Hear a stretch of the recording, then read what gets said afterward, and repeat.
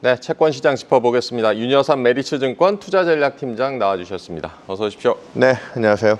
네, 저번에 나오셨을 때도 트럼프는 반만 믿자라고 하시면서 미국의 이제 실효 관세율 기존에 제시된 것의 절반인 10%대로 낮춰질 가능성을 언급하셨었는데요. 네. 지난 주말 이제 미중 관세 협상 그 합의되면서 그 가능성이 더 커진 걸까요? 어떻게 보십니까? 네, 뭐 줄기차게 얘기했죠. 제가 2주에 한 번씩 출연하고 있는데 아마 출연할 때마다 빠지지 않고 했던 말은 트럼프는 반만 믿자. 네. 그가 유발하고 있는 그 실효 관세율 20%대, 그게 대중 관세율 145%를 합치면 30%가 넘어가는 관세율인데 네. 이미 베센트 재무장관이 이게 비정상적인 건 모두 다 알고 있는 사실 아니겠느냐 하면서 그 협상의 여지가 있었고, 예, 그런 부분들이 4월 23일이었죠. 그때 IMF 지하회관에서 미중 간에 그때부터 협약이 있었다는 거거든요. 일부 언론들이 취재했지만 증거가 없어서 알리지를 못했는데 네. 저도 좀 아는 해외 쪽에 있는 지인들한테 듣는 얘기들이 좀 있었습니다. 그래서 실효관세율은 결국은 지난 주말 거쳐서 월요일 날 이제 보편 관세율 10% 위주로 가고 있고, 그 합의 때문에 미국에 들어오는 경제 충격, 그래도 10%의 관세는 부과됩니다. 10%의 관세는 부과되는 거기 때문에 3월 달에 관세 부과 전에도 올해 미국 성장률 전망이 한 1% 중반대였는데 지금 일부 IB들이 관세 부과되고 나서 뭐 JP모건이든 골드만이든 0%대 성장으로 깎아내렸다가 최근에 상향 조정을 해도 그때 수준 이상으로 가지는 않거든요. 그러니까 제가 드리고 싶은 얘기의 초점은 이겁니다. 그 우려들을 덜어내고 그 힘 덕분에 미국 나스닥 지수가 지금 16,000을 깰 정도로 급락했다가 지금 19,000을 회복해놨는데 네. 어저께부터 이제 2만 포인트 전고점을 두면서 이제 숨고르기 들어가기 시작하는 거죠. 뭐냐, 펀더멘탈 자체가 바뀌었느냐. 그 부분 때문에 이제 제가 그때도 얘기했는데 기억 못 하실 겁니다. 미국이 만약에 미중 간의 무역 합의가 한 절반 정도 합의가 나오면 전고점 정도까지는 회복할 수 있다. 그 다음부터 추세를 가져가려고 하면 제가 또 늘 강조하는 거 하나가 더 있죠. 연준의 시간이 필요하다. 최근에도 파월은 계속 부인하고 있지만 이 실효관세 합의점은 저희 예측 시간보다는 좀 빨리 들어오긴 했습니다. 저는 빠르면 6월 정도를 받고, 네. 많은 전문가들은 3분기 내 아니 연말쯤 가야 되지 않겠냐 했는데 지금 아직까지는 좀 논란의 여지들이 유예니까 아직은 남아있잖아요. 그래도 큰 틀은 보편관세 10%로 가닥을 잡아가고 있다, 그렇게 보시면 될 것 같습니다. 네, 미국의 경기 전망이 또 궁금해지는데 1분기는 역성장, 2분기 역시 이제 성장도나 우려가 있었는데요. 지금 관세 어쨌든 좀 협상의 속도를 내고 있고 이 성장률도 다시 회복 흐름으로 간다고 보십니까? 그 방금 뭐 일부 IB들 전망하면서 얘기 드렸는데 지금 미국 성장률 컨센서스가 1.2대까지 내려왔거든요. 네. 그래서 아까 일부 앞서간 IB들은 0%대까지 제시했다가 그 부분이 저는 만약에 그냥 관세 협상이 없었으면 미국 성장률 0%대로 향해 갔을 거라 봅니다. 근데 그게 원래 예측치 2%대에서 한 1%포인트 이상은 날아가는 거였는데 네. 절반은 회복한다. 그러면은 대략 저희 당사는 올해 미국 성장률 1.3% 내외 정도 보고 있는데요. 그 언저리에서 균형을 찾지 않겠냐.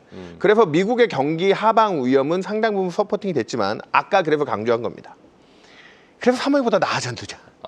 그 부분이 이제 지금 많은 분들이 또 고민하실 거예요. 이제 미국 쪽에 다 물 들어온 거 아니에요? 좋아진 거 아니에요? 근데 그 4월 2일 이전에 없던 관세 10%는 유효하거든요.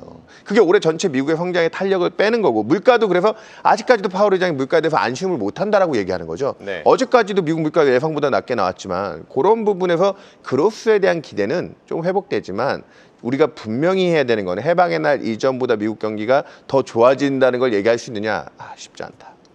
그 부분이 저는 지금 미국 금리가 좀 오버슈팅하는데 조금 향후에는 도움이 될 거다라고 보고 있는 포인트입니다. 어쨌든 지금 경기를 낙관할 수는 없는 상황이다라고 봐야겠는데요. 물가 잠깐 얘기해 주셨지만 이번 주 미국의 소비자 물가, 뭐 지난밤에 생산자 물가 좀 둔화하는 식으로 나왔는데 물가 지표 어떻게 보셨습니까? 그러니까 이게 물가도 지금 트럼프는 계속 에너지 중심으로 안정화시킬 거라고 하는데 지금 1분기 미국 성장 마이너스 예제의 핵심이 관세 맞기 전에 수입을 무리하게 땡겨온 거잖아요. 네. 그러면 그 수입들이 다 어떻게 돼 있겠습니까? 재고로 쌓여 있겠죠. 네. 물론 일부 관세 부과된 거를 또 올려서 팔려고 하는, 일부 차익을 노리려고 하는 나쁜 시도들도 있겠지만 대부분은 저가에 조금 조달해 놨다고 해서 물가 충격을 흡수할 수 있는 버퍼가 있고요. 네. 그 직업이 중심으로 서비스업의 물가가 안정화된다면 관세 부과에 대한 충격 절반으로 떨어졌다. 그러면 올해 미국의 근원 물가가 다시 3%대 이상 올라가는 것 때문에 파월 의장 기대 인플레 쪽에서 많은 걱정을 했는데 그런 부분들은 이번 관세 합의로 인해서 큰 줄기는 잡혔고, 다음 달부터 10% 관세 부과에 따르는 일부 재화 물가의 충격이 좀 들어온다고 하지만 전체 물가 추세가 상승 추세로 전환돼서 연준의 통화 정책이 아주 큰 걸림돌이 될 거냐? 저는 인플레이션은 큰 기조는 추세는 바뀔 정도의 부담은 아니다. 그래서 요 근래 확인한 것만 가지고 안심할 수 없다는 거는 또 분명히 정책 당국자들이 건강하지만 그렇다고 이걸 또 우려할 정도의 상황으로 번지지도 않을 것이다. 물가는 앞으로 좀 더 지켜볼 필요가 있겠고요. 경제는 뭐 심리다라는 말도 종종 하는데 실물 지표는 여전히 뭐 괜찮게 나오지만 심리 지표는 좀 불안감이 있는 것 같은데요. 기대 인플레 같은 경우는 앞으로 좀 내려온다고 보십니까? 그러니까 이 앞으로 2달간 이제 2분기 말에서 3분기 초까지는 이걸 겁니다. 그동안 위축됐던 심리 지표들은 오히려 관세 협상으로 인해서 주가처럼 네. 회복을 하는 과정이 있을 거고 오히려 딜레이 어저께 소매 판매라든지 네. 이런 물가 지표들은 오히려 지금 실물 경제 쪽에서 좀 데미지가 유입되기 시작하면서 하드 데이터들이 조금 둔화되는 과정이 앞으로 한 분기 동안 있을 거라고 보고 있습니다. 네. 그렇기 때문에 상당 부분 지금 기대 인플레 같은 것들이 서베이 지표 중심으로 굉장히 많이 급등했었거든요. 네. 그러니까 뭐 미시간대에서 조사하는 게 1년 내에 뭐 6%, 중장기적으로도 2022년보다 높은 4%까지 치솟았는데 그런 부분들이 꺾이겠죠. 그런 부분들이 연준의 지금 통화 정책에 대한 부담들을 해소하는 가장 핵심 포인트고 유가 안정을 쫓아서 시장에서는 물가채 가지고 거래하는 기대 인플레 지표가 있었거든요. 그 지표는 이미 떨어지고 있었습니다. 그 BI라고 하는 지표인데 한 3% 근처까지 치솟다가 다시 2% 중반 밑으로 떨어지고 있는 현실. 시장이 그만큼 잘 반영하는 거죠. 그래서 심리 데이터, 기대 인플레 쪽은 안정되는 방향으로 지금 이제 관세 협약 때문에 진정될 거다. 그렇게 보시는 게 맞습니다. 요즘 뭐 패드워치를 봐도 그 연준의 금리 인하 전망 상당히 좀 예측하기가 어려운 상황이고 파월 의장은 지난밤 이제 공급 쇼크 얘기를 했는데요. 네네. 이 부분은 어떻게 해석해야겠습니까? 아까 얘기했던 이제 좀 딜레이된 부분 그리고 지금 4월 달에는 중국에서 테무산 뭐 제품도 싣고 왔던 게 네. 뭐 예를 들면은 10,000원짜리가 145% 관세 부과라면 25,000원에 그리고 10만 원짜리는 25만 4천 원에 그렇게 자기가 10만 원 주고 샀는데 25만 4천 원으로 가격이 올라오면 그게 배를 그 물건을 내려놓고 갈 수가 없었죠. 그대로 돌아갔다고 하거든요. 네. 그런 부분에 대해서 이제 지금 단기적인 공급 충격 그리고 관세가 부과된 재화에 대한 물가 조정들이 좀 일부 들어오기 때문에 네. 한두 달은 실제 인플레 지표도 조금 반등할 수 있습니다. 하지만 관세 부과가 절반으로 떨어졌기 때문에 그리고 에너지 가격 중심으로 안정화되는 부분이 있기 때문에 저희는 그거 부담에 따르는 통화 정책의 압박은 지금 이제 우리 불과 2주 전만 해도 4월 마지막 주간만 해도 올해 100bp 인하 기대가 대세였어요. 네. 6월에 당연히 인하해 준다고 했어요. 2월 달에는 올해 한 번 인하했다가 3월에는 3번 인하해 준다가 4월엔 100bp 인하까지 방향했다. 지금 다시 올해 2번 인하할 수 있게 매달 지금 이렇게 급변하고 있거든요. 저희는 올해 제가 방송에 나와서도 계속 얘기 드렸던데 그때는 또 아래쪽으로 쏠릴 때 저희는 올해 한 3차례 정도를 중심 라인 잡고 6월 인하는 지금 단기적으로 서포팅된 경기 지표와 물가 기대 좀 해소되는 걸 보면서 6월 인하는 건너갔죠. 그리고 7월에 하느냐 마느냐인데 7월에 액션을 하면 올해 저는 3차례 인하 여전히 유효하다. 그리고 앞으로 2번의 확인 과정이 있습니다. 네. 6월 초에 5월 지표, 7월 초에 6월 지표까지 실무 지표들이 어제 소매 판매처럼 조금만 둔화가 된다고 하면 저는 올해 연준의 인하 기대는 또다시 좀 아래쪽으로 살아날 룸이 있다 얘기 드리겠습니다. 전에도 이제 하반기는 연준의 시간이 올 수 있다라고도 짚어주셨었는데 앞으로 지켜봐야겠고요. 미중 합의로 이제 글로벌 증시에 훈풍이 더해지면서 주요국 증시가 이제 상호관세 발표 이전으로 지금 회복을 했고 미국 증시 같은 경우도 요즘 좀 흐름이 괜찮은데요. 위험자산 선호가 다시 좀 살아난다고 보십니까? 이미 아까 얘기했지만 나스닥은 이제 하락폭의 한 80, 90%를 회복한 네. 상황이고요. 그걸 이제 전고점 뚫느냐라는 과정인데 펀더멘탈상 지금 미국은 정부가 감세를 중심으로 돈을 좀 쓰겠다고 하고 있지만 관세 수입이 절반으로 줄는데 그 네. 감세를 해준 재원을 또 어떻게 마련할 거냐. 그래서 트럼프가 지난달 말부터 트럼프 행정부에서 또 부자 증세 얘기가 미국에서 또 공공연히 얘기가 돌았어요. 네. 자기네 지지자인. 그 정도로 재정에 대한 여력이 많지는 않습니다. 그런 현실적인 부분을 생각한다고 하면 올해는 미국 정부가 본격적으로 돈을 쓸 수 있는 기대를 가져가기는 어렵고 그렇기 때문에 최근에 신고가를 경신한 지역들은 유럽이나 중국, 심지어는 우리 한국도 이제 대선 전후로 이제 정부가 돈을 쓰겠다. 그런 데서 기회를 찾는 게 오히려 더 현명하지 않느냐. 저는 아직까지 그런 데서 위험 선언은 유효한데 미국은 펀더멘탈이 아까 그래서 3월 성장보다 지금이 나아진 게 있느냐. 그 부분이 아주 단순한 기준입니다. 결국 중심을 잡고 봐야겠는데 최근에 미국 10년물 국채금리를 보면 중심을 잡기가 좀 어렵습니다. 하루에 뭐 10bp씩 오락가락 하는데 지금 국채금리의 흐름은 어떻게 보고 계십니까? 그러니까 연준의 통화정책 기대가 후퇴하는 것만큼 지금 미국 10년 금리 4.5. 근데 미국 현재 기준금리 상당 4.5. 일부 재정 확대에 대한 우려들도 더해졌지만 그 부분은 저는 재원을 확보하는 거지. 10년간 5조 달러에 감세를 해주겠다는 건 버퍼를 확보한 거지. 그거는 매번 그 부채 한도 협상 올해도 또 8월 달에 또 협약을 해야 되거든요. 네. 그런 데서 균형 재정을 찾아야 되기 때문에 3분기까지 미국채 발행량을 놓고 보면 팬데믹 이후 평균 수준보다 낮은 5천억 달러대입니다. 평균 수준이 한 6, 7천억 달러대 분기마다 찍었거든요. 네. 그 수준만 놓고 봐도 저는 지금은 의심할 수 있지만 미국 10년 금리 저는 연준의 통화정책 기대가 한 분기 내 한 번 인하를 확신한다면 그러면은 지금 다음 한 분기 내에 미국 기준금리 4.25로 간다. 미국 10년 4.3은 얼마든지 뭐 하루 이틀 내에도 회복할 수 있고요. 네.